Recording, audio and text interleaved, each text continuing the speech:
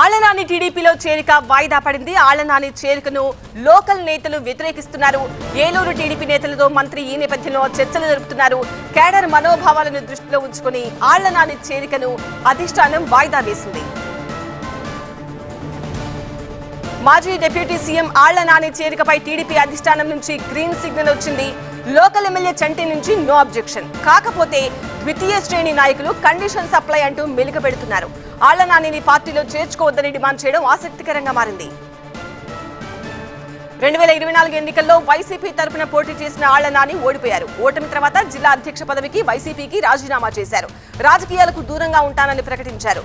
జిల్లా వ్యాప్తంగా మంచి ఫాలోయింగ్ ఉన్న నాని టీడీపీలో చేరాలని డిసైడ్ అయ్యారు. అయితే ఆళ్లనాని మాకొద్దు అంటూ లోకల్ నేతలు తీవ్ర అభ్యంతరం వ్యక్తం చేస్తున్నారు. 2019లో బడేటి చెంటి ప్రధాన అనుచరుడు ప్రసాద్ పై వైసీపీ నేను యూట్యూబ్ నుండి నెలకి 20 లక్షలు సంపాదిస్తున్నా. మీరు నా నుండి నేర్చుకోవాలనుకుంటున్నారా? అయితే ఇప్పుడే ఫ్రీడమ్ యాప్ని డౌన్లోడ్ చేసుకోండి. టీడీపీ కార్యకర్తలు దాడి చేశారని ఆరోపిస్తున్నారు టీడీపీ నేతలు. అలాగే టీడీపీ కార్యకర్తల ఇళ్లను కూల్చివేసిన ఘటన ఎలా మర్చిపోగలమని ప్రశ్నిస్తున్నారు. ఎమ్మెల్యేగా ఆళ్లనాని హయాంలో ఎన్నో వేధింపులు ఎదుర్కొన్నామని, ఇప్పుడు మళ్లీ ఆయనను పార్టీలో చేర్చుకోవడం ఏంటని అభ్యంతరం వ్యక్తం చేస్తున్నారు. మీరు ఈ 32 సంవత్సరాల్లో తెలుగుదేశం పార్టీని పూర్తిగా అడగదొక్కటాలి.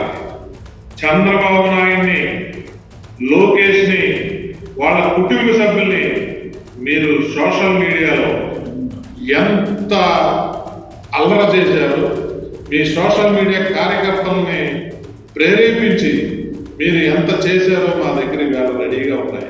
తెలుగుదేశం పార్టీ కార్యకర్తలకు క్షమాపణ చెప్పండి. మీరు గనక ఏలూరు తెలుగుదేశం పార్టీలో గనక మీరు జాయిన్ అయితే క్షమించేదే లేదని చెప్పి స్థానికంగా పరిస్థితులను పరిశీలిస్తున్న మా కొలీగ్ రవితో మాట్లాడి మరింత సమాచారం తీసుకుందాం. రవి, ఆళ్లనాని చేరిక టీడీపీలోకి ప్రస్తుతం ఆగిపోయింది అనుకోవాలా, లేదంటే వాయిదా పడింది అనుకోవాలా? అంటే దీనికి కొనసాగింపు కూడా ఉండే అవకాశం అయితే చాలా స్పష్టంగా కనిపిస్తుంది. నిన్న నుంచి ఏలూరు రాజకీయాలు ఒక్కసారిగా కూడా వేడెక్కిన పరిస్థితి. ఎందుకంటే ఆళ్లనాని దాదాపుగా మాజీ డిప్యూటీ సీఎం మాత్రమే కాదు, 3 సార్లు ఇక్కడ ఏలూరు నియోజకవర్గానికి సంబంధించి అసెంబ్లీకి ఎన్నికయ్యారు. అదేవిధంగా ఎమ్మెల్సీగా ఎన్నికయ్యారు. అదేవిధంగా 2019లో ఎన్నికైన తర్వాత డిప్యూటీ సీఎంగా కూడా పనిచేసిన పరిస్థితి కనిపిస్తుంది. మొత్తం జిల్లా వ్యాప్తంగా కూడా కేడర్ ఉన్నటువంటి పరిస్థితుల నేపథ్యంలో ఆయన ఈ 2024 ఓటమి తర్వాత రాజకీయంగా కొంత స్తబ్దతగా ఉన్నారు. తాను ఇక క్రియాశీలక రాజకీయాల నుంచి వైదొలుగుతున్నట్లు ప్రకటించడంతో పాటు వైసీపీకి రాజీనామా చేశారు. అదేవిధంగా వైసీపీ పార్టీకి సంబంధించిన పదవికి కూడా ఆయన రాజీనామా చేసిన పరిస్థితి. అయితే అనూహ్యంగా ఆయన గత కొంతకాలంగా టీడీపీలో చేరతారు, జనసేనలో చేరతారంటూ పెద్ద ఎత్తున ప్రచారం జరిగింది. అయితే ఫైనల్గా టీడీపీలో చేరేందుకు రంగం సిద్ధం చేసుకున్న నేపథ్యంలో మనం చూస్తున్నాం. ఈ రోజున ఇప్పుడు మనం చూస్తున్న ప్రస్తుతం మాజీ డిప్యూటీ సీఎం ఆళ్లనాని నివాసాన్ని చూస్తున్నాము.